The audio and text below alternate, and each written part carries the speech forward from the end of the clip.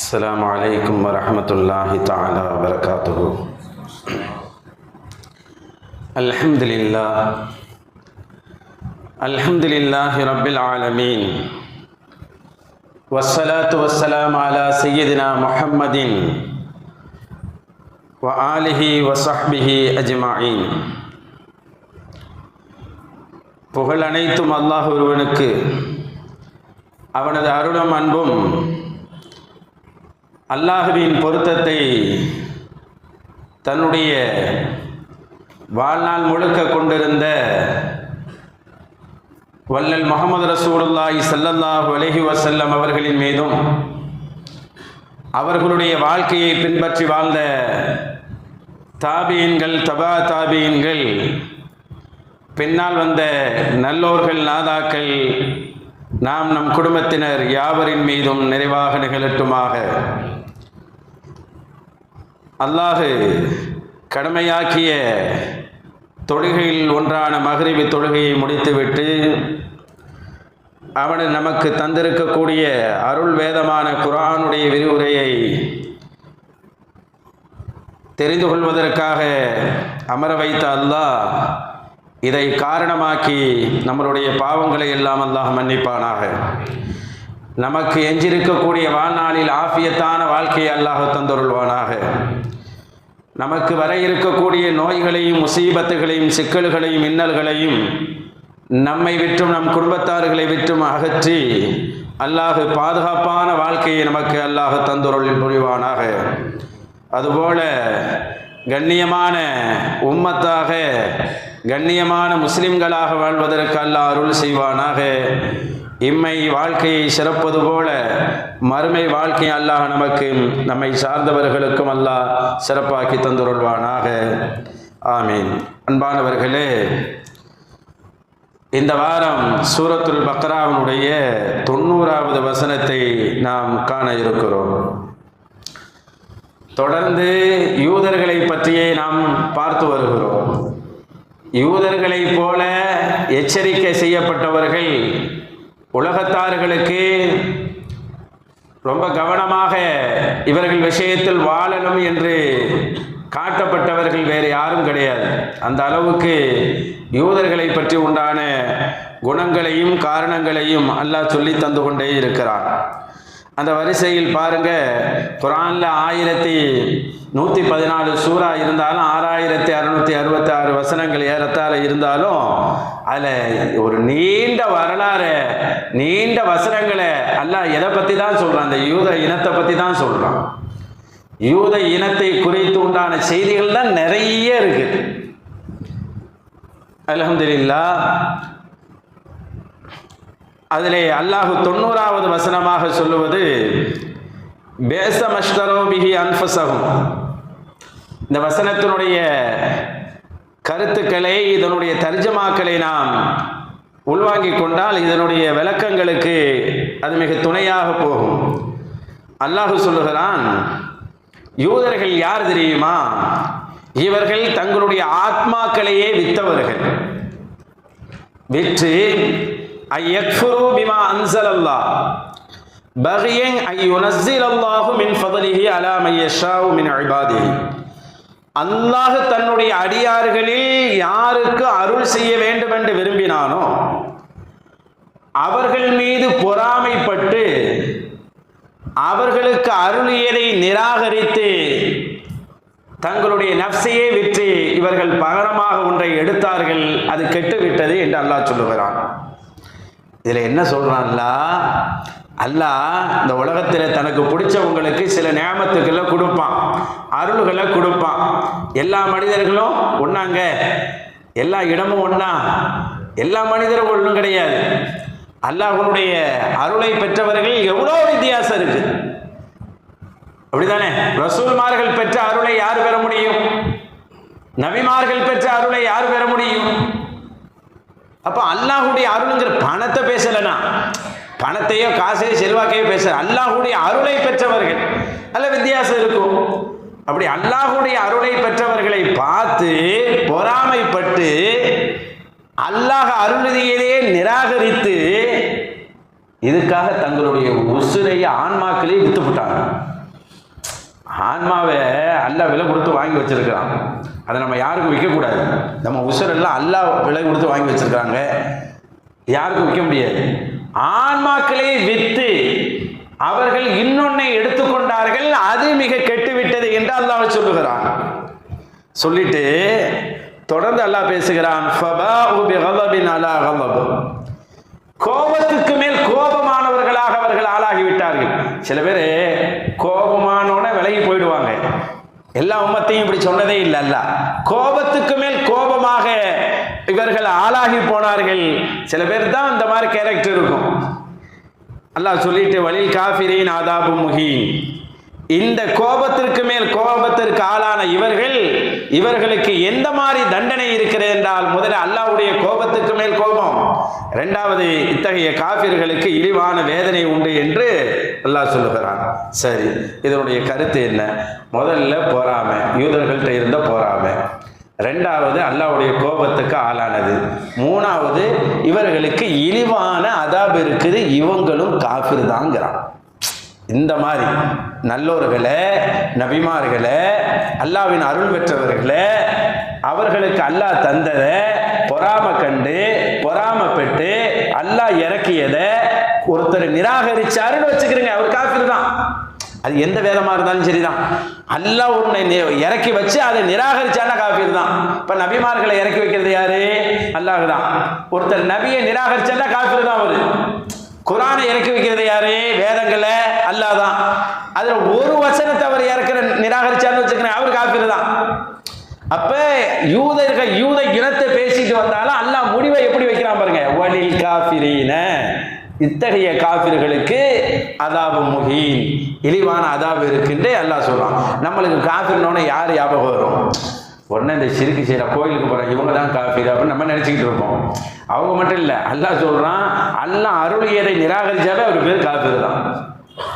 ஒரு முஸ்லீம்னு சொல்லிக்கிறாருங்க, குர்ஆனை நிராகரிக்கிறான்னு வச்சுக்கிறோம், குர்ஆன்ல இதுலலாம் என்னால் ஏற்றுக்கிற முடியாதுன்னு சொல்றான்னு வச்சுக்கோம், அவர் பேர் காஃபிர் தான். அப்படிதானே? குர்ஆனை நிராகரிச்சா காஃபிர் தானே. அப்போ ரசூல் ஸல்லல்லாஹு அலைஹி வஸல்லம் ஒருத்தர் ஏற்றுக்கிறலங்கிறாரு, அவர் யாரு தான்? காஃபிர் தான். அவர் என்ன பேர்ல வேண்டாலும் இருக்கட்டும். எத்தனை இன்னைக்கு முஸ்லிம்கள் நிறைய பேர்ல இருக்கிறாங்களங்க, எத்தனை முஸ்லிம்கள் இருக்கிறாங்க. அந்த முஸ்லீம், இந்த முஸ்லீம், இந்த எல்லாரும் ரசூலுக்குரிய மரியாதை கொடுக்குறாங்களா? கிடையாது. அப்ப ரசூல்ல முழுசா எடுத்துக்கலன்னா அவங்களுக்கும் பேர் என்ன சொல்லப்படுது? காஃபிர்னு சொல்லப்படுது. அப்ப அல்லாஹ் அருளியதை நிராகரித்தால் அவர்களுக்கு காஃபிர் என்பதை குர்ஆன் இங்க நமக்கு சொல்லி தருகிறது. சரி, இவர்களுக்கு ஏன் போறாங்க, இவர்கள் யாரு அப்படின்னு நல்லா சொல்லும்போது, பொதுவா பாருங்க, காஃபிர் மக்கத்துல குறைஷிகள்லாம் இருந்தாங்களா இல்லையாங்க? மக்கத்து குறைஷி அவங்கள கூட அல்லாஹ் அப்படி பேசியிருக்கிறானா?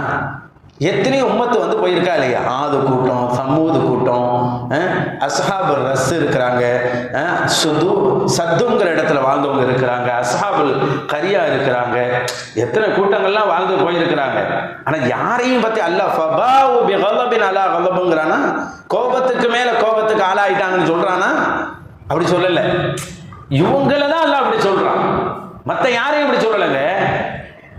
கொள்கையில வேற மாதிரி எல்லாம் இருக்கிறாங்க, சில வணங்குறாங்க, தப்பு தான், அது மன்னிக்கப்படாத குற்றம் தான். ஆனா அல்லாஹ் இவ்வளவு தூரம் பேசல. ஏண்டா ஏன் இப்படி பேசுறாங்க தெரியுமா? இவங்க வந்து அல்லாஹ் கூட கேலி பேசுறாங்க, அல்லாஹ் கூட குறை பேசுனாங்க, அல்லாஹ்வுடைய விஷயத்துல குறை பேசுறாங்க. யாருக்கு இப்படி பேசுவாங்களா? அல்லாஹ்வுடைய விஷயத்துல குறை பேசுறாங்களே. இப்ப அல்லாஹ்வே கை வைக்கிற நபிமார்களை விடுவானா? ரசூல்மார்களை விடுவானா? நல்லோர்களை விடுவானா? சாமானிய பெண்களே, இல்ல முதியவர்களே, சிறுவர்களே, அப்பா ஆளுகளை விடுவானா? யோசிச்சு பாருங்க. அல்லாஹ் என்ன சொன்னா தெரியுங்களா? ஒரு தடவை அவங்க கொள்கையை பாருங்க, அல்லாஹ்வுடைய. ஒரு தடவை அபூபக்கர் ரலியல்லாஹு குர்ஆன் ஆயத்து ஒன்று வருது, மன்தல்லதி யக்ரிதுல்லாஹ கர்தன் ஹஸனா, அல்லாஹ்வுக்கு அழகிய கடன் கொடுப்பவர் யார் இருக்கிறா அப்படின்னு குர்ஆன் ஆயத்து வருது. குர்ஆன் ஆயத்து வந்தோடனே பொதுவாகவே குர்ஆன் ஆயத்து வந்தால் அன்னைக்கு போய் சஹாபாக்கள் எல்லாத்தையும் சொல்லுவாங்க. அபூபக்கர் ரலியல்லாஹு தஆலானவர்கள் வர்றாங்க. வந்தால் அப்படி யூத கூட்டத்தினர்கள் சேர்ந்துக்கிட்டு அதில் ஒருத்தர் இருந்தான், ஹன்ஃபாஸ்ன்னு சொல்லி. அவன் கேட்டானா, இன்னைக்கு என்ன ஆயத்து வந்துச்சு, உங்க நபிக்கு இன்னைக்கு என்ன ஆயத்து வந்துச்சு அப்படி நக்கலா கேட்கறது. யூதன் இவன் இப்படி கேட்கலாமா? இவனை வேதக்காரன் இப்படி கேட்கலாமா? கேட்கறது என்ன ஆயத்து வந்துச்சு அப்படின்னு. அப்போ சொன்னாங்களாம், அல்லாஹுவை பற்றி, அல்லாஹ் ஈமான் கொள்றதை பற்றிலாம் வந்துச்சுப்பா. அல்லாஹ் அழகிய கடன் கேட்குறான், அதை பற்றியும் வந்துச்சு. கடன் கேட்குறானா? அப்போ இது அல்லாஹ் ஏழையா அப்படின்னு கேட்டானா? அல்லாஹ் ஏழையா அப்படின்னு கேட்டானா? அப்பதான் சொன்னாங்க, நகனு நகனு அகனியா, அல்லாஹ் ஏழையாக இருக்கிறான், நாங்கள்லாம் பணக்காரராக இருக்கிறோம் என்று சொன்னாங்க. இப்படி யாராச்சும் பேசுவாங்களா? அல்லாஹ்வை ஏழைன்னு சொன்னது இவன் தான். அல்லாஹ்வை ஏழு லக்கது சமி அல்லாஹ் கௌல் அல்லது அல்லாஹ் சொல்றானா இல்லையா? அவர்கள் பேசின வார்த்தையை அல்லாஹ் கேட்டான். காலு இன்னல்லாஹ ஃபகீர், அவர்கள் சொன்ன வார்த்தை எப்படி பேசுகிறார்கள்? இன்னல்லாஹ ஃபகீர், அல்லாஹ்வை ஏழைங்கிறாங்க. வனஹ்னு அக்னியா, நாங்க தான் பணக்காரன்னு சொல்றாங்க. அல்லாஹ் சொல்றான், சனக்து மா காலு, அவர்கள் பேசுவதை எழுதிவிட்டோம் என்று சொல்லுவாரான். அவங்க பேசுனதை பதிவு செஞ்சுட்டோம், விடமாட்டோங்கிறாங்க. அல்லாஹ்வை ஏழைன்னு சொன்னாங்க அல்லாஹ்வுடைய விஷயத்துல. இன்னொரு இடத்துல சொல்லும்போது எதுல்லாஹி மகனூலா, அல்லாஹ் எவ்வளவு கஞ்சத்தனமானவன்னு பேசணும். அல்லாஹ்வுடைய கை அப்படியே கட்டப்பட்டு இருக்கிறது, விசாலமே கிடையாது. அல்லாஹ்வுடைய கை கட்டப்பட்டுன்னா என்ன அர்த்தம்? கொடுக்க மாட்டான் அப்படின்னு தான் பேசினாங்க. அல்லாஹ்வுடைய விஷயத்துல பயம் இல்லாம இந்த மாதிரி பேசுற ஒரு ஜனம் இருக்குன்னு சொன்னா அது யூத இனம் தான், வேற யாரும் கிடையாது. அதனாலதான் குணம் கெட்டவர்கள் சொல்றது. இது காரணம் என்னண்டா, ரெண்டு தான் அவங்களுக்கு. ஒன்று பணம், பணத்துக்காக இப்படி பேசுவாங்க, பணத்துக்காக இப்படி பேசுவாங்க. ரெண்டாவது அதிகாரம், இதுக்காகவும் இப்படி பேசுவாங்க. எத்தனை நபிமார்கள் வந்தாலும் சரி, ஏங்க மூசா நபியின் வழியாக இந்த உம்மத்தை பார்த்தீங்கன்னா, ஆரம்ப காலத்தில் யூசுப் நபியின் ஒட்டிக்கிட்டு கொஞ்சம் காலம் கொஞ்சம் ஆட்சியில் இருந்தாங்க. ஆனால் பெரிய ஆட்சிலாம் கிடையாது. அடுத்து பிரம்மாண்டமான ஆட்சினா சுலைமான் அலைஹிஸ்ஸலாம், தாவூத் அலைஹிஸ்ஸலாம், சுலைமான் அலைஹிஸ்ஸலாம். இதை தவிர யூதர்களுக்கு ஒரு பிரம்மாண்ட ஆட்சி இருக்குதா? கிடையவே கிடையாது. யூத உம்மத்தில் ஒரு பிரம்மாண்டமான ஆட்சிக்கு அவங்க சொந்தம் கொண்டாட முடியுமா? கிடையவே கிடையாது. தாவூத் சுலைமான் அலைஹிஸ்ஸலாத்து வஸலாம் அவங்களுடைய காலத்துக்கு பிறகு அவங்களுக்கு பெருசா ஒன்றும் கிடையாது. ஆனா அல்லாஹ் அவங்க வழியாகவும் இந்த உம்மத்தை சபிச்சான். ஜக்கரியா அலைஹிஸ்ஸலாத்தை எப்போ கொண்டாங்களோ அப்போ ஒரு மன்னனை அல்லாஹ் சாடுனான். சாஹூர் சொல்லக்கூடிய ஒரு மன்னனை வச்சு அழிச்செடுத்தான். அடுத்து யஹ்யா அலைஹிஸ்ஸலாத்தை கொண்டானா புக்து நஸ்ருங்கிற ஒரு மன்னனை வச்சு கொத்து கொத்தாக சாடிச்சானுங்களா இல்லையா? எகிப்திய மன்னர் யூதர்களை கொத்து கொத்தா சாடிச்சாங்க. ஏன்னு கேட்டா நபிமார்களை அலட்சியப்படுத்தியதினால், நபிமார்களை அவர்கள் கொலை செய்ததினால் காலங்காலமாக இந்த அழிவுக்கு அவர்கள் ஆளாகிட்டு தான் வர்றாங்க. ஒவ்வொரு நபிக்கு பின்னாடி ஒரு அரசனை வச்சு அல்ல அழிச்சுக்கிட்டே தான் வரான். இல்லைங்க, எல்லா ஊர்லையும் துரத்துறாங்கன்னா ஏதோ ஒரு காரணம் இருக்கும்லங்க. எல்லா நாட்டிலையும் ஏன் உங்களை துரத்துனாங்க? துரத்தப்பட்டாங்கிறத விடுங்க, ஏன் துரத்தப்பட்டாங்க? முதல்ல இந்த ஊரை விட்டு ஓடு அப்படின்னு ஒரு ஆள் சும்மா சொல்லுவாங்களா? வந்தவங்களே சேர்த்துக்கிடுவாங்க, அப்படிதான் இருக்கும். நீ எங்க ஊரை விட்டு ஓடுறா ஃபர்ஸ்ட் அப்படின்னு சொன்னா யாராவது சொல்லுவாங்களா? இத்தனை நாடுகள்ல எகிப்துல தொடங்கி அவர்கள் இத்தனை நாடுகளாக இத்தனை ஆண்டுகளாக துரத்தப்படுறாங்கடா, ஏன்? ஒரு காரணம் இருக்குமா இல்லையா? ஏதோ சும்மா ஒன்றும் துரத்த மாட்டாங்களே, வந்தவங்கள அவங்க வசதி தான் செஞ்சு கொடுப்பாங்க. காரணம் இவன் குணம் என்னண்டா, இவன் உதவி செய்யறவரை கூட என்ன செஞ்சிருவான்? கொலை பண்ணிடுவான். யாரு உதவி செய்யறாங்களோ அவங்களுக்கு கூட ஆபத்தானவன். இன்னைக்கு ரஷ்யா போன நாடுகள் என்ன சொல்லுது? ஹிட்லரை விடுங்க, ரஷ்யா என்ன சொல்லுது? இன்னும் ஏத்துக்கிற மாட்டேங்குது. ஏன் வடகொரியா பாருங்க, அது மிகப்பெரிய ஒரு புற்றுநோய் இனம் என்று சொல்லுது, ஒரு புற்றுநோய்க்குரிய இனம்னு சொல்லுது. ஏன் அப்படிலாம்? நம்ம அது ஒன்று இஸ்லாமிய நாடுகள் பேசினா சரிங்களாம், மற்றவர்களே இப்படிதான் பேசுறாங்க. அது ஆபத்தான ஒண்ணு, ஆபத்தான இனம் அப்படின்னு சொல்றது காரணம் என்ன? அல்லாஹ் மட்டுமா இதை சொல்றான்? ஏண்டா உதவியவர்களுக்கே ஆபத்தை உண்டாக்குவாங்க. உதவியவர்களுக்கு வரலாறு நிறைய இருக்குது. நம்ம ஸல்லல்லாஹு அலைஹி மதீனாவுக்கு ஏங்க வராங்க? அவங்களுக்கு மதீனாவுக்கு என்ன சம்பந்தம்? அங்கே கிறிஸ்தவ ரோம் நாட்டில் தங்க முடியாதுன்னு அடி தாங்க முடியாம தான் மதீனாவுக்கு வந்தானே. நீ ரோம்ல தானே இருந்தா, மதீனாவுக்கு உனக்கு என்ன சம்பந்தம் இருக்கு? அரபு நாட்டுக்கு உனக்கு என்ன சம்பந்தம்? அப்ப ரோம் நாட்டில் அடி வாங்க முடியலன்னு சொல்லி ஓடி வந்து மதீனாவில் தங்கினான். தங்கினப்ப என்ன செஞ்சிருக்கணும்? அந்த மக்களுக்கு எப்படி சப்போர்ட்டா இருந்திருக்கணும்? நீ என்ன செஞ்சா? பணத்தை கொடுத்தா. பணம் தான் அவனுக்கு பேச, பணம் தான். பணத்தை கொடுத்தா, வட்டியை கொடுத்தா, 500 வருஷம் சண்டை பிடிக்க வச்சா. அந்த மக்களை 500 வருஷம் அடிக்க வச்சா, மாத்தி மாத்தி அடிக்க வச்சா, பணத்தை கொடுத்து வட்டியை கொடுத்து. இதுதான் நீ செஞ்ச. வேற என்ன காரணம் இருக்குது? வந்த ஒரு இடத்த கொடுக்குறாங்க மதீனாவாசி, மதீனாவை சுத்தி வாழ்றாங்க, கைபரு போன இடத்துல சுத்தி வாழ்றாங்க. அந்த மக்கள்கிட்ட எப்படி இருந்திருக்கணும்? இடம் கொடுத்தவங்களையே மோத விட்டு வேடிக்கை பார்த்தான். மதீனாவுலங்க மதீனாவை சண்டை பிடிக்க வச்சான். இடம் கொடுத்தாங்க மதீனாவுல, அந்த ஊர் மக்களை சண்டை பிடிக்க வச்சான். சண்டை இல்லாத மதீனாவாக உருவாக்க தான் ரசூலுல்லாஹ் அல்லாஹ் மதீனாவுக்கு அனுப்பி வச்சான். ரசூல்லா வந்தது பிறகுதான், ரசூல்லா வந்த பிறகும் பாருங்க எவ்வளவு அழகா, அவர்களை பத்தி ரசூலுக்கு நல்லாவே தெரியும். ஆனால் அவர்களோடு கொஞ்சம் சமரசமாகலான்னு சொல்லி பல உடன்படிக்கை எடுத்தான். குர்ஆன்ல பாருங்க யூதர்களை பத்தி வர்ற ஆயத்தெல்லாம் பாருங்க. ஃபபிமா நக்திஹிம் மீசாகஹும், எடுத்த உடன்படிக்கையை அவன் முறிச்சிருவான் முதல்ல. லஅன்னாஹும், அதனாலதான் சபிச்சோங்கிறான் அல்லாஹ். எந்த உடன்படிக்கைக்கு ஆளாக மாட்டாங்க. மனசு இருந்தா அப்படி செய்வோமா? மனசு இருந்தா செய்வோமாங்க? ஏங்க ஸல்லல்லாஹு அலைஹி வஸல்லம் அவங்க தான் வந்து மதீனாவுக்குள்ள வந்து போகிறதுக்கும் வாழ்றதுக்கும் கடை போடுறதுக்கும் இடம் கொடுக்குறாங்க.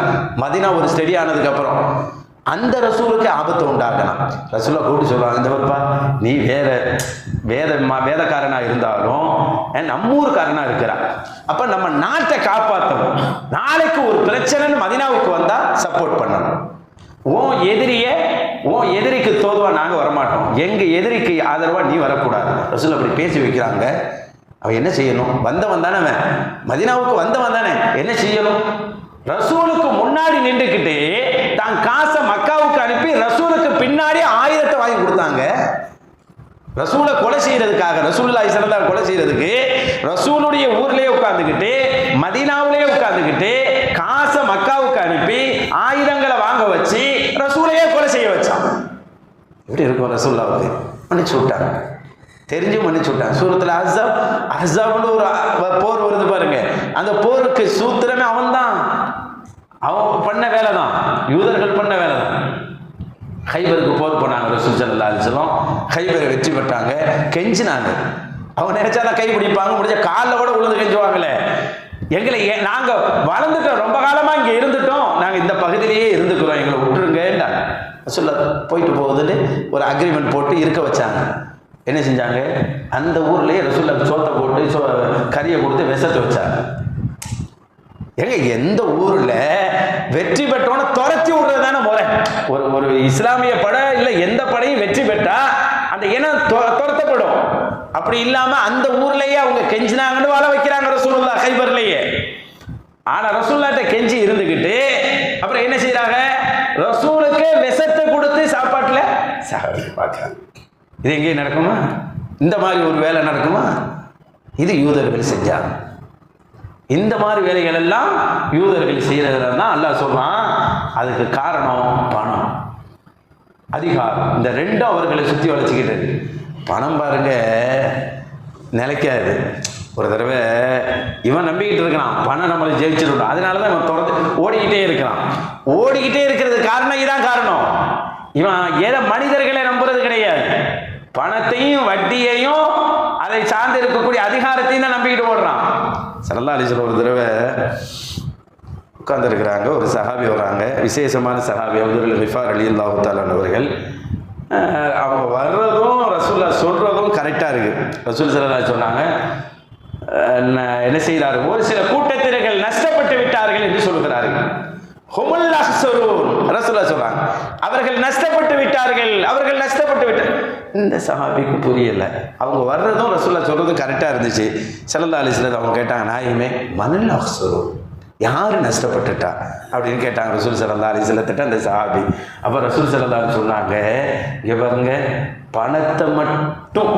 பணத்தை சேர்க்கணுங்கிறத மட்டும் யார் குறிக்கோளாக கொண்டு வாழ்றாங்களோ, செலவழிக்கிற எண்ணம் இல்லை, தர்மம் செய்கிற எண்ணம் இல்லை, கொடுக்கணுங்கிற எண்ணம் இல்லை, அடுத்தவருக்கு உதவணுங்கிற எண்ணம் இல்லை, எதுவுமே இல்லை, பணத்தை சேகரிக்கிறங்கிற எண்ணம் மட்டும் கொண்டு யாரு பணத்துக்கு பின்னாடி போறாங்களோ அவங்க நஷ்டவாளி தான் அப்படின்னு ரசூலுல்லாஹி ஸல்லல்லாஹு அலைஹி வஸல்லம் சொன்னாரு. அப்ப பணமே பிரதானம் நினைச்சு ஓடுறாங்க இவங்க. அதனால்தான் இவர்களுக்கு பொறாமை வருகிறது. ஒருவருக்கு ஒன்றை அதிகமாக அல்லாஹ் கொடுக்கின்ற போது அவர்களால் ஏற்றுக்கொள்ள முடியவில்லை. ஒரு சிறப்பை அல்லாஹ் தருகின்ற போது அவர்களால் பொறாமையின் காரணமாக அவர்கள் வெகுண்டு எழுகிறார்கள். ஆனா இதுல இருந்து நம்மளுக்கு என்ன செய்யுதுண்டா, இந்த உலகத்தை நம்ம புரிஞ்சு வளர்ந்துக்கிறோம். எவ்வளவு பேர் இந்த உலகம் என்னதுங்க, இந்த உலகம் என்னது யோசிச்சு பாருங்க. எத்தனை காலம் அதான் சொல்லுவாங்களே, ஈசா நபி ஒரு தடவை போயிட்டு இருந்தாங்களாம். போயிட்டு வந்தப்ப ஈசா நபி இந்த மூத்தானவங்களை உயிரோடு ஆக்குவாங்க தெரியுமா? ஈசா நபிக்கு அப்படி ஒரு ஆற்றல் அல்லாஹ் கொடுத்துருந்தான். மூத்தானவங்கள கூட உயிரோடு ஆக்கிடுவாங்க அல்லாஹ்வுடைய அனுமதியோடு. ஒரு தெருவில் போயிட்டு இருக்கிறாங்க. ஒரு கபர் இருக்குது. ஒரு கபர், ஒரு அம்மா அதுக்கு பக்கத்தில் உட்காந்து அழுதுகிட்டு இருக்கு. ஈசா நபி கேட்குறாங்க, ஏம்மா அழுதுகிட்டு இருக்கிறீ அப்படின்ட்டு. அப்போ அந்த அம்மா சொல்றது, எனக்கு ஒரு எதுக்கு ஒரு பொண்ணு, நான் ஆசையாக வளர்த்த அந்த பொண்ணை, ஆனால் சின்ன வயசுலேயே அந்த அம்மா மௌத்தா போச்சு. அது மௌத்தானதை தாங்க முடியாமல் வீட்டில் என்னால் இருக்க முடியலை. சில பேருக்கு இன்னைக்கு நம்ம தான் கபரிஸ்தானுக்கு போகிறது கிடையாது. அப்போல்லாம் கபர்லேயே சில பேர் உட்காந்துக்குருவாங்க. பிரியமானவங்க மௌத்தா போயிட்டா கபர்லேயே போய் உட்காந்துக்குருவாங்க. நிறைய கபர் காலைல சுபு தொழுதுட்டா வாப்பாவுடைய கபருக்கு போவாங்க. சுபு சில பள்ளியாசல பாருங்க கபர்ஸ்தான் சேர்ந்தே இருக்கும். சுபு தொழுதுட்டு போய் யாசின் ஓதுவாங்க. இந்த தாங்கல் கபர்ஸ்தான்லாம் இருப்பாங்க, பள்ளியாசலோடு சேர்ந்துருவோம். அப்படியே தொழுதுட்டு அப்படியே நின்று துவா ஓதுவாங்க. அப்படிலாம் இருக்குல்ல. அது மாதிரி அந்த அம்மா என் மௌத்தானதை என்னால் தாங்கிக்கிற முடியலை, வீட்டில் என்னால் இருக்க முடியலை, அதனால நான் இங்கே வந்து உட்கார்ந்து இருக்கிறேன் அப்படின்னு. சரிம்மா, என்ன உனக்கு கவலை? நான் எல்லாட்ட 2 விஷயம் சொல்கிறேன். ஒன்று, என்னையும் மூத்தாக்கிட்டா நானும் என் மோவை இருக்கிற இடத்துக்கே போயிடுவேன். என் மோவில் நான் பார்த்துடலாம். இது ஒரு செய்தி. அல்லது என் மோவில் திரும்ப கொண்டு வந்துரு, என் மோவலோட நான் பேசுவேன். இப்படி நான் கேட்டுக்கிட்டு இருக்கிறேன். எனக்கு எந்த விடையும் கிடைக்க மாட்டேங்குது. ஒன்று நான் மௌத்தா போயிடணும், என் மோவலை பார்த்துக்கிடலாம். பெண்கள் பலகீனமானவங்க தான் ஏதாவது பேசுவாங்கல்ல, ஆனால் இப்படி பேசக்கூடாது.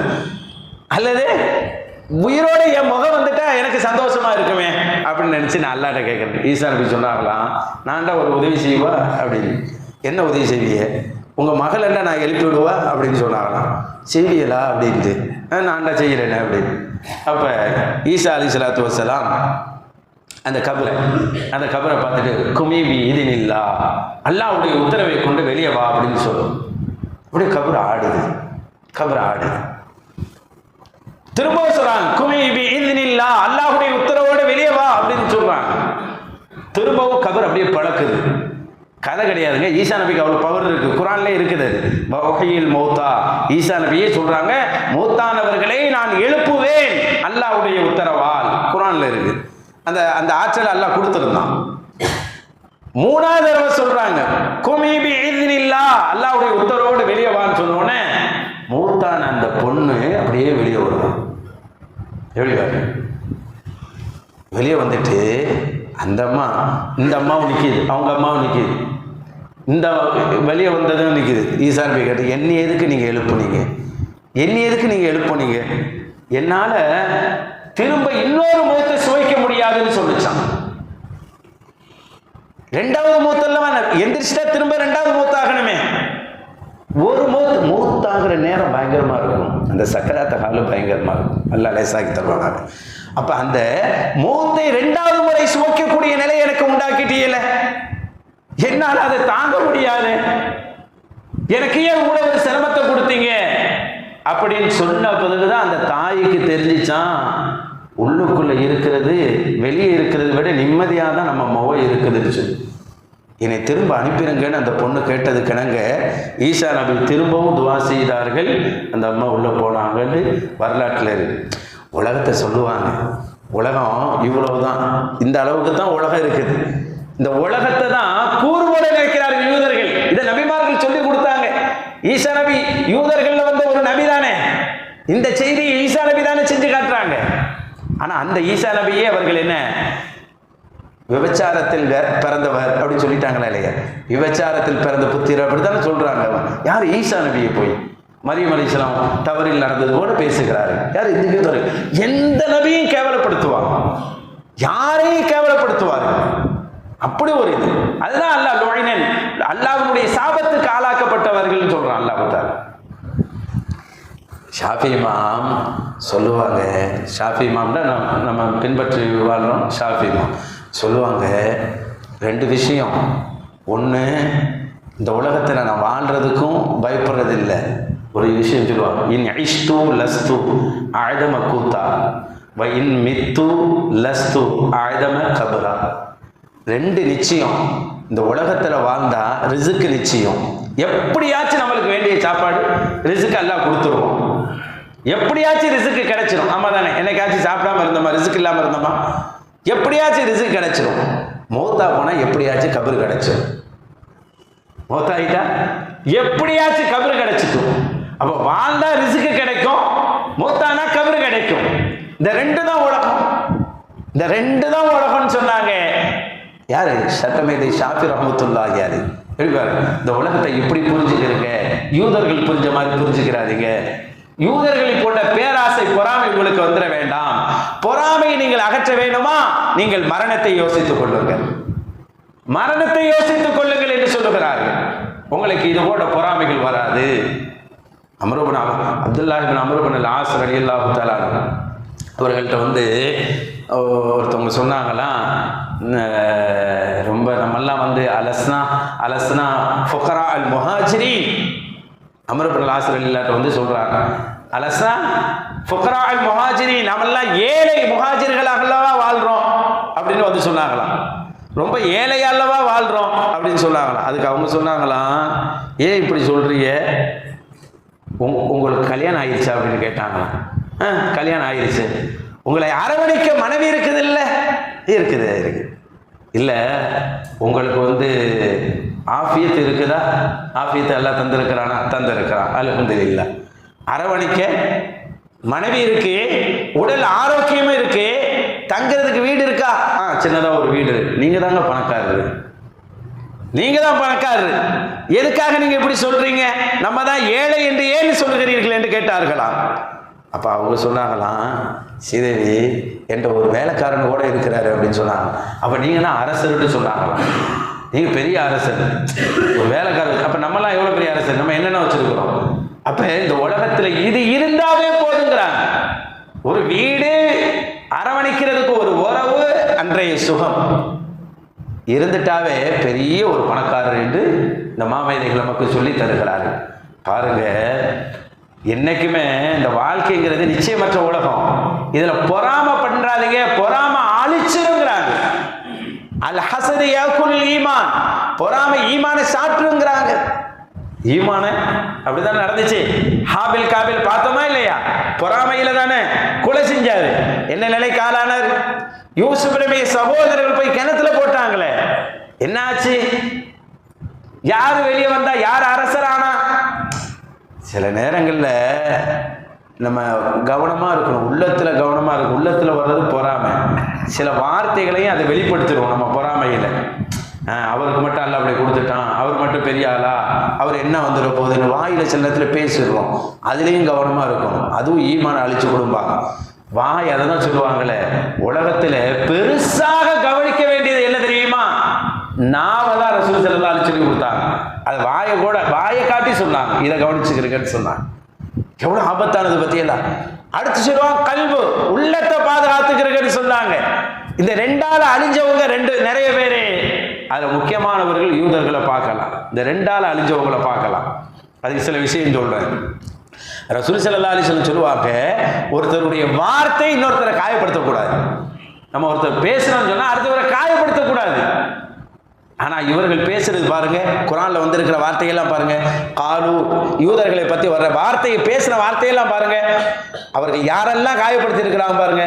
அவங்களுக்காக வந்த நபிமார்களை காயப்படுத்தியிருப்பாங்க, அவங்களுக்காக வழிகாட்ட வந்த வழிகாட்டிகளை காயப்படுத்தியிருப்பாங்க, ரசூல்மார்களை காயப்படுத்தியிருப்பாங்க, அடுத்த மத தலைவர்களை காயப்படுத்தியிருப்பாங்க, அல்லாஹ்வையும் காயப்படுத்தியிருப்பாங்க. வார்த்தையாலேயே அந்த மாதிரி பேசாதீங்கிறான் அல்லாஹ். அந்த மாதிரிலாம் பேசாதீங்க, வாய்க்கு வந்த மாதிரி பேசாதீங்க. அல்லாஹ் ஏழை, நாங்க தான் பணக்காரன்னு பேசுறாங்க பாருங்க. வாய் இருக்குங்கிறதுக்காக பேசுறது. ஆனா பார்த்து கவனமா பேசுங்கன்னு சொல்லுவார். சில வார்த்தைகள் வந்து நம்ம அடுத்தவங்க முன்னேறுவதற்கு காரணமா இருக்கணுமே தவிர அடுத்தவங்களை காயப்படுத்துறது கூடாது அப்படின்னு சொல்லுவாங்க. அல்லாமா ரஹபி ரஹ்மத்துல்லாஹி பத்தி சொல்லுவாங்க.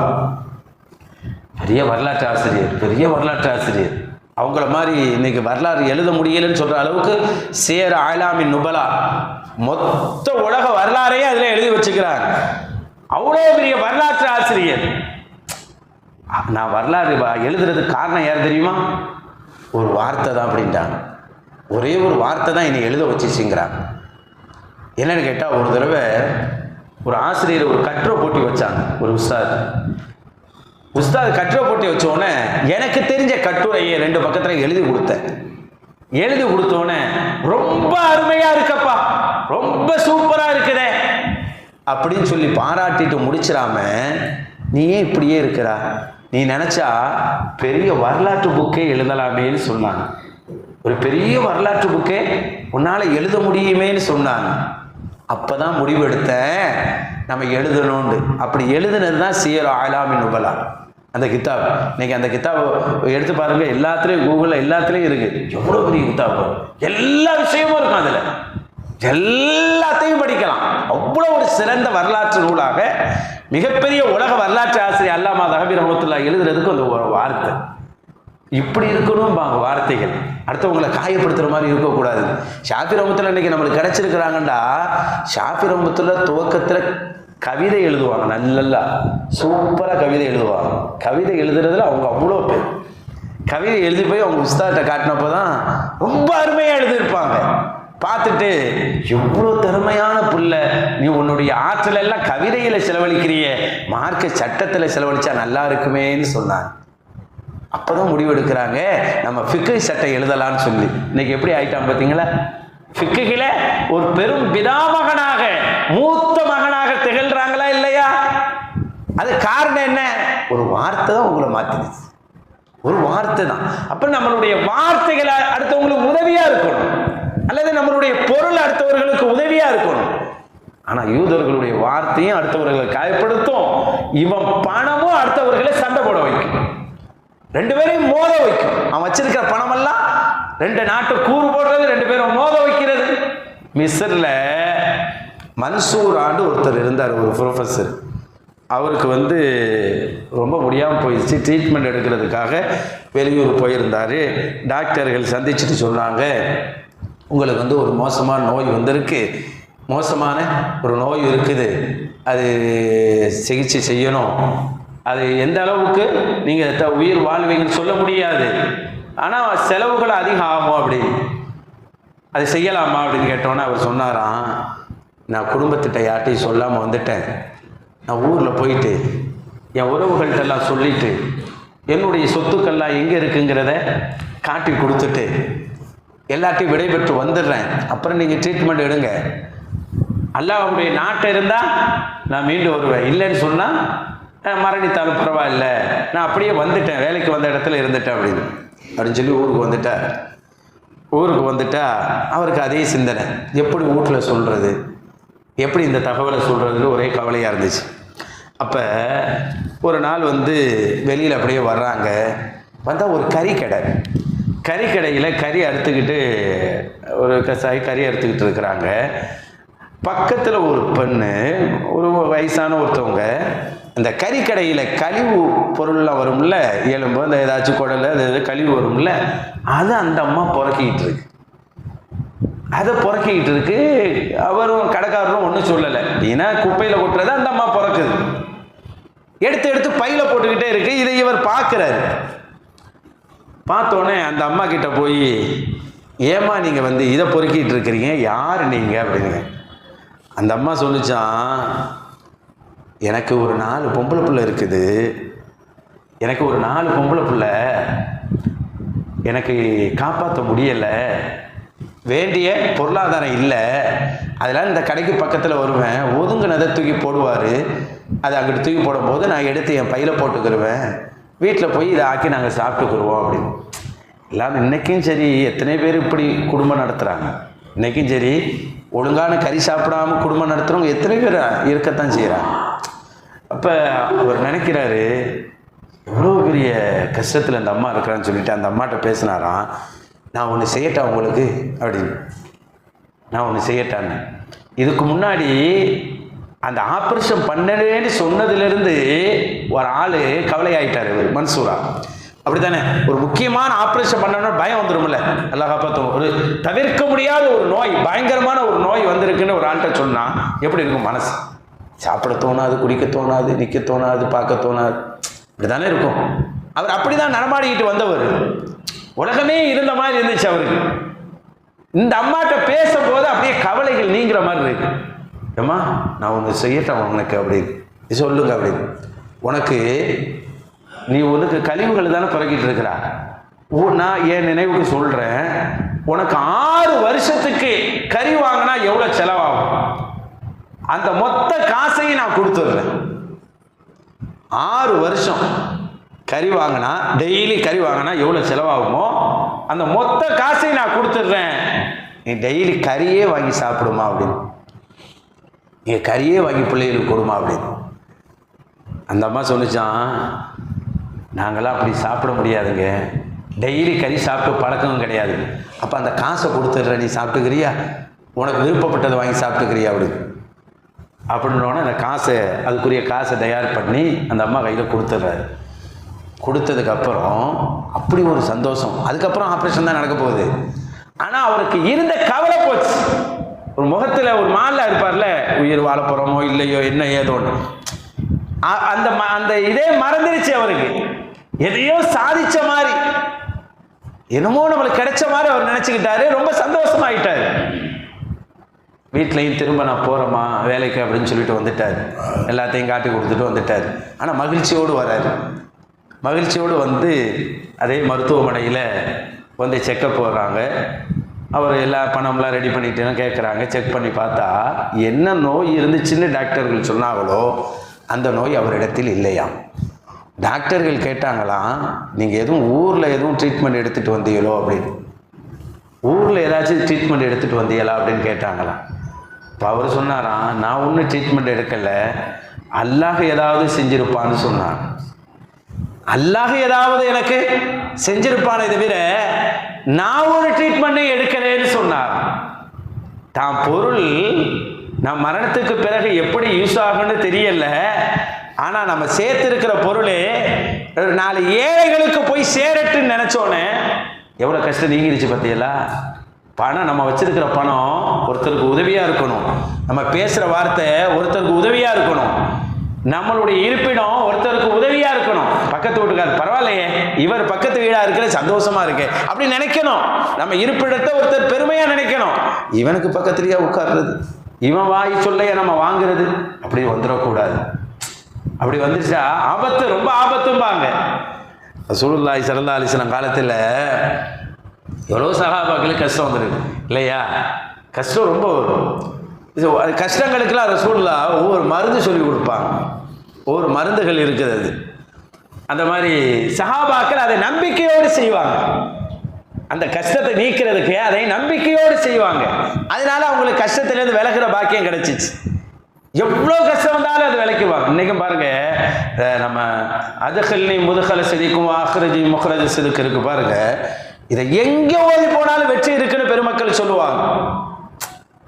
நீங்க ஒரு ஊருக்கு போறீங்களா, இதை ஓதிட்டு போங்க. ஆஃபீஸ் போறீங்களா, ஓதிட்டு போங்க. ஏதாவது ஹாஸ்பிட்டல் போறீங்களா, ஓதிட்டு போங்க, நல்ல ரிசல்ட் வரும். எக்ஸாம் போறீங்களா, ஓதிட்டு போங்க, நல்ல ஒரு வெற்றி கிடைக்கும்னு சொல்லுவாங்க. ஏன்னா அந்த ஆயத்து அப்படிப்பட்ட ஆயத்து. அதை நம்புனாங்க சஹாபாக்கு. ஹஜ்ஜாஜ் இப்னு யூசுஃப் ஒருத்தர் இருந்தார், நம்மளுக்கெல்லாம் தெரியும் எவ்வளோ மோசமாலாம் நடந்துக்கிட்டாருன்னு தெரியும். அவருக்கு ஒரு பொண்ணை கல்யாணம் பண்ணணுன்ற ஆசை. யார் பொண்ணு மேலே ஆசைப்பட்டார் தெரியுங்களா? ரசூலுல்லாஹி ஸல்லல்லாஹு அலைஹி வஸல்லம் தம்பி முறை ஜாஃபர் ரலியல்லாஹ், அவங்களுடைய பையன் அப்துல்லா இப்னு ஜாஃபர் ரலியல்லாஹ், அவங்க பொண்ணு, ஜாஃபர் ரலியல்லாஹுடைய பையனுடைய பொண்ணு பேத்தி. அந்த பொண்ணை வந்து கல்யாணம் பண்ணணுன்னு ஹஜ்ஜாஜ் இப்னு யூசுஃபுக்கு ரொம்ப ஆசை. ஆனால் ஆள் சரியில்லை. ஹஜ்ஜாஜ் இப்னு யூசுஃப் சரியில்லாத ஆள். அவருக்கு எப்படி பொண்ணு கொடுக்கறது? இது எவ்வளோ சிறப்பான குடும்பத்து பொண்ணு. அப்துல்லா இப்னு ஜாஃபர் ரலியல்லாஹுக்கு ஆசை இல்லை, இவர் கட்டி கொடுக்கணும்னு ஆசையே இல்லை. ஆனால் அவர் மோசமானவர். கட்டி கொடுக்கலன்னா என்ன வேண்டாலும் பண்ணிடுவார். சில பேர் முரடரா இருந்தே எல்லாத்தையும் சாதிப்பாங்கல்ல, அந்த மாதிரி கட்டி கொடுக்கலன்னா ஏதாவது செஞ்சிருவார். அந்த பொண்ணுக்கும் ஆசை இல்லை. பொண்ணுக்கும் ஆசை இல்லை. எங்க பொண்ணுக்காச்சும் ஆசை இருந்தால் கட்டி கொடுக்கலாம். பொண்ணுக்கும் ஆசை இல்லை, அவளை கல்யாணம் பண்ண ஆசை இல்லை. அவர் அரசராகவே இருக்கட்டுமே, அதிபராகவே இருக்கட்டுமே, ஆசை இல்லை. அது சரியில்லை. குணம் கெட்டு போச்சுன்னா அப்புறம் என்னங்க? குணம் சரியில்லை, அதனால வாழ பிடிக்கல. 2 பேரும் கவலையாக இருக்கிறாங்க. ஆனால் ஹஜ்ஜாஜ் இப்னு யூசுஃப் கல்யாணம் பண்ணி தான் ஆகும்னு இருக்கிறாரு. அப்போ மக சொன்னாங்களாம், வாப்பா எனக்கு அவரை பிடிக்கல வாப்பா, நான் அவரை கல்யாணம் பண்ணலை வாப்பா அப்படின்னு சொன்னாங்க. யார்கிட்ட? அப்துல்லா இப்னு ஜாஃபர் ரலியல்லாஹு. ரசூலுல்லாஹ்வுக்கு பிடிச்ச சகோதரருடைய புள்ள அப்துல்லா இப்னு ஜாஃபர் ரலியல்லாஹு. அவங்களாம் பார்த்துருப்போம், மோத்தா போரில் ஷஹீதாகுவான்னு கேள்விப்பட்டிருப்போம். ரசூலுல்லாஹ்வுக்கு ரொம்ப பிடிச்சமான ஒரு சகோதரி. அவங்க பிள்ளை தான் அப்துல்லா இப்னு ஜாஃபர். அப்போ வாப்பா சொன்னாங்க, அப்துல்லா ரலியல்லா எனக்கும் தான்மா பிடிக்கல, அவருக்கு ஒன்றை கட்டி கொடுக்கறது எனக்கும் தான் பிடிக்கல அப்படின்னு. என்ன வாப்பா பண்ணுறது, அவர் கட்டியே ஆகவேன்னு நிற்கிறாரு, உங்களுக்கும் பிடிக்கல வாப்பா, எனக்கும் பிடிக்கல, என்ன செய்யறது வாப்பான்னு மக கேட்குறாங்க. அதுக்கு அப்துல்லா இப்னு ஜாஃபர் ரலியல்லாஹு தஆலா அவர் சொன்னாங்க, கவலை விடுமா அப்படின்னு சொன்னாங்க. கவலை விடு, நான் ஒரு செய்தி சொல்லித்தரேன், அது செய்தியா அப்படின்னு கேட்டாங்களா. என்ன செய்தி வாங்க, ரசூலுல்லாஹ் ஒரு துவா சொல்லி தந்திருக்கிறாங்க, அது ஓதுறியா அப்படின்டா. சொல்லுங்க வாப்பா நான் ஓதுறேன். சொல்லுங்க அப்படின்னு. கல்யாணம் பண்ணதுக்கு பிறகு இந்த துவா ஓது, அப்புறம் பாரு. நம்மெல்லாம் துவாவில் அடிக்கடி ஓதுறோம்ல, லா இலாஹ இல்லல்லாஹுல் ஹலீமுல் கரீம், அந்த துவாவை ஓதுன்னு சொல்லி கற்றுக் கொடுத்தாங்க. அந்த அம்மாவுக்கு கல்யாணம் நடக்குது, ஹஜ்ஜாஜ் இப்னு யூசுஃபோட தான் கல்யாணம் நடந்துச்சு. ஆனால் அந்த துவாவை ஓதுனாங்க. வரலாற்றை எப்படி எழுதுறாங்கன்னா, கல்யாணம் ஆயிருச்சு, கடைசி வரைக்கும் ஹஜ்ஜாஜ் இப்னு யூசுஃப் லம் யஸ்லி இலைஹா, அந்த அம்மாவை தொடக்கூட முடியல, தொடக்கூட முடியல. எல்லாம் அப்படி வச்சிருவான். முதல்ல அதுக்குரிய நம்பிக்கை வேணும். எவ்வளோ பெரிய மோசமானவர்களை சமாளிக்கிறதுக்கு ஸல்லல்லாஹு அலைஹி வஸல்லம் சொல்லி கொடுத்துருக்கிறாங்க, அந்த வழிகளை சொல்லி கொடுத்தாங்க. அதை பின்பற்றோன்னே இவர்களுக்கு அந்த கஷ்டத்திலிருந்து விடுதலை கிடைச்சிட்டுன்னு சொல்லுவாங்க. எதுக்கு சொல்ல வரேன்டா, நம்மளுடைய வார்த்தைகள் அடுத்தவங்களை காயப்படுத்தக்கூடாது, நம்மளுடைய பணம் அடுத்தவர்களை கஷ்டப்படுத்தக்கூடாது, நம்மளுடைய சொல்லி யாரையும் கஷ்டப்படுத்தக்கூடாது. இதை தான் ரசூலுல்லாஹ் கற்றுக் கொடுத்தாங்க. ஆனால் யூதர்களுடைய நிலையை பாருங்க, அவங்க சொல்லு அடுத்தவங்களுக்கு கஷ்டமாக தான் இருக்கும், அவங்களுடைய பொருள் அடுத்தவங்களுக்கு கஷ்டமாக தான் இருக்கும். ஹலாலாக சம்பாதிக்கவே மாட்டான் பாருங்க. உலகத்தில் இந்த பொருளாதார முறைகேடு அனைத்தையும் தொடங்கி வச்சது அவனாக தான் இருக்கும். லஞ்சமாக இருக்கட்டும், வட்டியாக இருக்கட்டும், மோசடியாக இருக்கட்டும், எல்லா தொடக்கமும் அங்கே தானே வந்துச்சு, வேற எங்கேருந்து வந்துச்சு? ஆனால் நம்மளுக்கு அல்லாஹ் என்ன சொல்லித்தரான் இதன் வழியாக, இந்த மாதிரி பொருளீட்டு நீங்கள் செய்யாதீங்க. நம்மளுடைய முன்னோர்கள்லாம் எப்படி இருந்தாங்க தெரியுமா? பொம்பளைங்க, நம் முன்னோர்கள் மூத்த நம்மளுடைய தாய்மார்கள் எப்படி இருந்தாங்கடா, கணவன்மார்கள் காலையில வேலைக்கு போனா சொல்லுவாங்களா, இங்க பாருங்க, இத்தகில்லாஹ ஃபீ ரிஸ்கினா, சம்பாதிக்க போறீங்க அல்லாஹ்வை பயந்துக்கிறங்க, இப்படி சொல்லி அனுப்புவாங்களா? இன்னைக்கு அப்படி சொல்லி அனுப்புறாங்களா? எப்படியாச்சும் காசை கொண்டு வந்து கொடுங்க அப்படிதானே சொல்லி அனுப்புறாங்க. எப்படியாச்சும் காசு வேணும், எனக்கு நீங்க என்ன பண்ணுவீங்களோ தெரியாது, எனக்கு காசு வேணும், நீங்க என்ன பண்ணுவீங்களோ எனக்கு தெரியாது. இது நம்மளுடைய பழக்கம் கிடையாது. நம்மளுடைய இஸ்லாமிய நம்மளுடைய முன்னோர்களை இது பழக்கமே கிடையாது. இப்படி நம்மளுக்கு பழக்கி தரல. எப்படி நம்மளுடைய முன்னோர்கள் நம்மளுடைய மூதாதையர்கள் சொல்லி தந்தாங்கடா, பெண்கள் அவங்களே இப்படி சொல்லி தராங்க பாருங்க. இத்தகில்லாஹ ஃபீ ரிஸ்கினா, நீங்க சம்பாதிக்க போறீங்க அல்லாஹ்வை பயந்துக்கிறேன், ஹராம தூக்கிட்டு வந்துடாதீங்க வீட்டுக்குள்ள, ஹராம தூக்கிட்டு வீட்டுக்குள்ள வந்துடாதீங்க, நிறைய கிடைச்சாலும் பரவாயில்ல ஹராமோட வீட்டுக்குள்ள வந்துடாதீங்க, ஹலால் இல்லாம வீட்டுக்குள்ள வந்துடாதீங்க, இப்படி சொல்லுவாங்க. இந்த மாதிரி பேசுவாங்க. அதுக்கு ஒரு காரணம் சொல்லுவாங்க, இன்னா நஸ்பீர் அலல் ஜூ, சம்பாதிக்காம வந்துட்டா கூட பசியை எங்களால் பொறுத்துக்கிற முடியும், ஆனா வலா நஸ்பீர் அலன்னார், நரகத்தை எங்களால் பொறுத்துக்கிற முடியாதுப்பா. பசி வந்தா பசியை எங்களால் தாங்கிக்கிற முடியும், நீங்க சம்பாதிக்கல, ஹராம் தான் கிடைக்குது, ஹலால் கிடைக்கலன்னா சும்மா கூட வீட்டுக்கு வந்துருங்க. பசியை நாங்க தாங்கிக்கிறோம், எங்களால் தாங்க முடியும். ஆனா அதே நேரத்தில் ஹராம தூக்கிட்டு வந்துடாதீங்க, ஹராம கொண்டு வந்துடாதீங்க, ஏன்னா நரகத்தை எங்களால் தாங்க முடியாதுன்னு சொல்லி அனுப்புவாங்க. ஹராமானது வீட்டுக்குள்ள வரக்கூடாதுன்னு இருந்தாங்க பெண்கள், அவ்வளவு விழிப்புணர்வா இருந்தாங்க. இது நம்ம உம்மத்தினுடைய பழக்கம். யூதர்களுடைய பழக்கம் என்ன? ஹராமுல தான் வாழ்க்கையே அமைக்கணுடைய பழக்கம். வட்டியினுடைய மூலாதாரத்தை பாருங்க, லஞ்சத்தினுடைய தொடக்கத்தை பாருங்க, அது யார் கையில் அதிகமா உள்ளன்னு பாருங்க, அவங்கள்ட்ட தான் இருக்கும். எல்லா பணமும் முறைகேடு பணமும் யூதர்கள்ட்ட தான் இருக்கும். பணத்தால தான் எல்லா வேலைகளையும் செய்வாங்க. அந்த மாதிரி நீங்கள் ஹராமாக சம்பாதித்து விடாதீர்கள் என்று நமக்கு இந்த ஆயத்தின் வழியாக அல்லாஹு தஆலா உணர்த்துகிறான். அடுத்து நம்மளுடைய முன்னோர்கள் எப்படி நம்மளுக்கு இந்த குர்ஆன் ஆயத்துக்களை பார்க்கணுங்கிறது சொல்லி தந்திருக்கிறா பாருங்க. பொதுவாகவே குர்ஆன்ல ஒரு செய்தி சொல்லப்படுதுண்டா ஓதுறதுக்கு மட்டும் கிடையாது. குர்ஆன்ல ஒரு வரலாறு சொல்லப்படுதுன்னு வச்சுக்கிறோங்க, இதை எப்படி ஓதலாம், எத்தனை முறை ஓதலாம், ஓதுறது பரக்கத்து, பார்க்கறது பரக்கத்து. அதுக்காக மட்டும் குர்ஆன் கிடையாது. அது என்ன செய்தி? அப்ப யூதர்கள் பொறாமைப்பட்டார்கள்னா நாம் பொறாமைப்படக்கூடாது. யூதர்கள் அல்லாஹ்வின் கோபத்துக்கு ஆளானார்கள்னா நம்ம ரசூலுல்லாஹ் விட அல்லாஹ்வுக்கு பிடிச்ச ஆள் ஒரு ஆள் இருக்காங்களா? சொல்லுங்க பாருங்க. ரசூலுல்லாஹ் எவ்வளவு பிடிக்கும் அல்லாஹ்வுக்கு? அல்லாஹ்வுக்கு ரசூலுல்லாஹ்வை எவ்வளவு பிடிக்கும்? அப்படி ஒரு ஆள் இருக்கிறாங்களா துனியாவில்? ரசூலை போல் முஹம்மது நபி ஸல்லல்லாஹு அலைஹி வஸல்லத்தை போல அல்லாஹ்வுக்கு விருப்பமான ஒருத்தர் உண்டா? யோசிச்சு பாருங்க. அதனால தான் அல்லாஹ் தன்னுடைய நபிக்கு ஹபீப்னு சொன்னான். ஹபீப்னு சொன்னான். ஆமா தானே? அல்லாஹ் ரசூல் என்ன விரும்புறாங்களோ அப்படிதான், ரசூல் என்ன விரும்புறாங்களோ அப்படியே செஞ்சு கொடுப்பான். இந்த பைத்துல் மக்தஸ் நோக்கி தான் தொழுதாங்க. இந்த யூதர்களுக்காக தொழுதாங்க. மதீனாவுக்கு வந்து இவனுக்காக என்னெல்லாம் செஞ்சாங்க பாருங்க.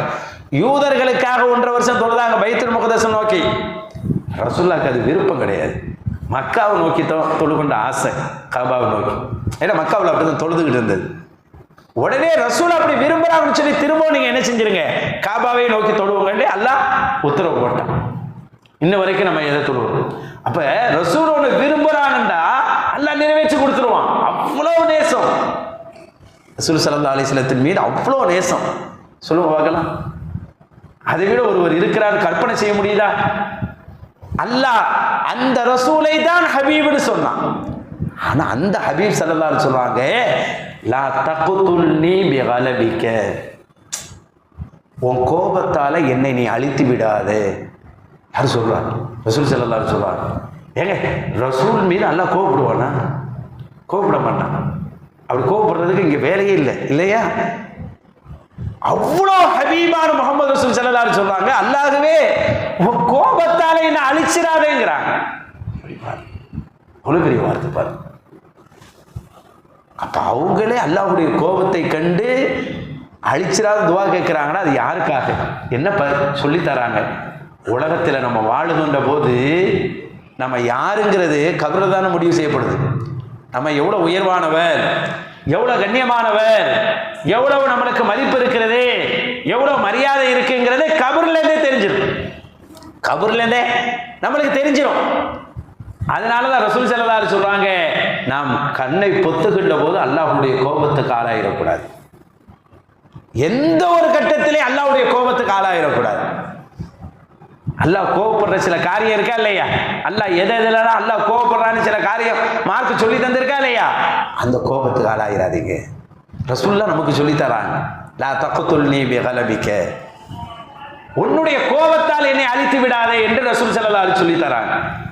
இவ்வளோ ரசூலுல்லாஹ் சொல்லி இருக்க, யூதர்கள் எப்படி ஆயிட்டாங்க? ஃபபாஉ பிகலபின் அலா கலப், கோபத்திற்கு மேல் கோபத்திற்கு ஆளாகி போனார்கள் யூதர்கள். அந்த உம்மத்து எப்படி இருக்கு அந்த இனம். ஆனால் ரசூலுல்லாஹ் நமக்கு என்ன சொல்லி கொடுக்குறாங்க பாருங்க, ஒரு கோபத்துக்கு கூட நீங்க ஆளாயிராதீங்க. அல்லாஹ்வுடைய கோபத்துக்கு, அல்லாஹ்வுடைய கோபத்துக்கு ஆளாயிட்டா யாராலையும் தப்பிக்க முடியாது. அந்த கோபத்தை நீங்க வாங்கிறாங்க, அல்லாஹ்வுடைய பொருத்தத்தை வாங்குங்க, கோபத்தை ஆளாயிராதீங்கன்னு சொல்லி கொடுத்தாங்க. இது ரசூல் ஸல்லல்லாஹு அலைஹி வஸல்லம் நமக்கு சொல்லி கொடுத்த முறை, இந்த உம்மத்து கற்றுக் கொடுத்த முறை. ஆனா யூதர்கள் அப்படி அல்ல. நபிமார்கள் அலட்சியப்படுத்துறதுனால அறிவுரை அவங்களுக்கு செல்லாம போயிருச்சு. அதனால கோபத்துக்கு மேல கோபத்துக்கு ஆளாயிட்டாங்க. இன்னும் வரைக்கும் அவர்கள் எங்கேயாவது ஒரு இடத்தில் தாக்கப்பட்டு கொண்டுதான் இருக்கிறார்கள். எல்லாருடைய ஆபத்தான சொல்லுக்கும் வார்த்தைக்கும். இன்னும் சில ஊர்ல தருத்தினியும் பிடித்தவர்கள் ஃபர்ஸ்ட் வேர்ல்டு போர் நடந்தப்ப எழுதி போட்டாங்களா இல்லையா? எல்லா யூரோப்பா நாடு முழுக்க எழுதி போட்டிருந்தாங்க, தருத்தினியும் பிடித்த யூதர்கள் எங்கள் நாட்டுக்குள் நுழையக்கூடாதுன்னு எழுதி போட்டிருந்தாங்க. இப்படி எந்த உம்மத்துக்கு இந்த பேர் வருமா? இது காரணம் என்னென்றா அல்லாஹ்வுடைய கோபத்துக்கு மேல் கோபத்துக்கு ஆளாகிவிட்டார்கள் என்பதை தான் குர்ஆன் சொல்லுகிறது பாருங்க. ஆனா அந்த உம்மத்துக்கு ரசூலுல்லாஹ் எப்படி வழிகாட்டிட்டாங்க பாருங்க. எந்த கட்டத்திலையும் அல்லாஹ்வுடைய கோபத்துக்கு இப்படி ஆளாக வரும். முன்னோர்களை பார்க்கலாம், எத்தனை பேர் ஜெயிலுக்கு போயிருக்கிறாங்க, எத்தனை பேர் ஜெயிலில் போயிடுவாங்க. எவ்வளோ அட்டுழியமானவர் மன்னர்கள்லாம் வாழ்ந்திருக்கிறாங்க. கொடுமைப்படுத்தும் போது கூட அவர்கள் தங்களுடைய வணக்க வழிபாடுகளை விடுறதில்லை. அல்லாஹ் மேல அவர்கள் கோபப்படுறதில்லை.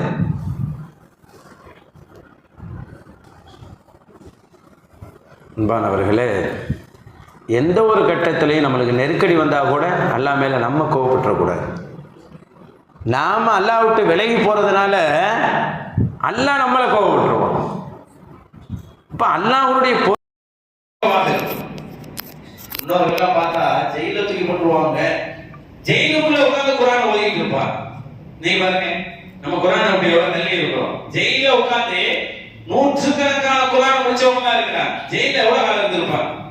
அதுல இந்த மன்னர்கள் சொல்லுவாங்க, என்ன செஞ்சிருக்கீங்க, நீங்க எங்களை ஒண்ணு கொலை செய்வீங்க, கொலை செஞ்சா ஷஹாது, இல்ல ஜெயிலே ஆயிலா போடுவீங்க, கல்வத்தா இருப்போம் நாங்க, இல்ல எங்களை நாடை விட்டு துரத்துனீங்கன்னா நிஜத்து மாதிரி போயிடும்.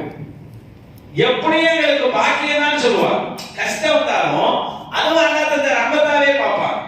அதனால அவங்களுக்கு நல்லா விட இன்னும் அவர்களுக்கு ஈர்ப்பு வந்து இப்படிதான் இருந்து அல்லாஹ்வுடைய பொருத்தத்தை பெற்றார்கள். தவிர யூதர்களை போல அல்லாஹ்வின் கோபத்துக்கு ஆளாகல. இந்த உம்மத் சொல்லாட்ட ஏழை சஹாபாக்கள் வந்தாங்க. ரசூலுல்லாஹ் சொன்னாங்க, நாயகமே, பணக்கார சஹாபாக்கள்லாம் வந்து பணக்கார சஹாபாக்கள்லாம் போருக்கு போறாங்க, போர்களுக்கு போறாங்க. அதே போல பணக்கார சஹாபாக்களுடைய இன்னொரு என்னன்னா, அவங்களுக்கு பணம் இருக்குதா, அதனால அவங்களால தர்மம் கொடுக்க முடியும், நிறைய தர்மம் செய்யறாங்க. ஜக்காத்து கொடுக்க முடியும், அவங்களால முடியும். ஹஜ்ஜுக்கு போக முடியும். இது போன்ற நிறைய அமல்கள் பணம் இருக்கிறதுனால செய்ய முடியும். நாங்கெல்லாம் ஏழை தோழர்களா இருக்கிறோம், எங்களுக்கு அந்த நன்மை கிடைக்கலையே நாயகம் என்ன, எனக்கு அந்த நன்மை, எங்களுக்கு அந்த நன்மை கிடைக்கலையேன்னு சொன்னாங்க. ஸல்லல்லாஹு அலைஹி வஸல்லம் அப்படியா சில தஸ்பீகளை சொல்லி கொடுத்தாங்க. இந்த தஸ்பீயை ஓதுங்க, உங்களுக்கு அல்லாஹ் அந்த நன்மைகளை உங்களுக்கு தருவான்னு சொன்னாங்க. ரசூலுல்லாஹ் சொல்லி கொடுத்தோம். அந்த தஸ்பீயை அந்த ஏழை சஹாபாக்கள் ஓத ஆரம்பிச்சாங்க, அந்த திக்ருகளை ஓத ஆரம்பிச்சாங்க. இதை கேள்விப்பட்ட பணக்கார சஹாபாக்கள் அதை தெரிஞ்சுக்கிட்டு அவங்களும் ஓத ஆரம்பிச்சாங்க. வரம்சலம் சொன்னாங்க, நாயகமே, எங்களுக்கு சொல்லி கொடுத்த திக்ரு அந்த பணக்கார சஹாபாக்கள் தெரிஞ்சுக்கிட்டாங்க நாயகமே அப்படின்னு.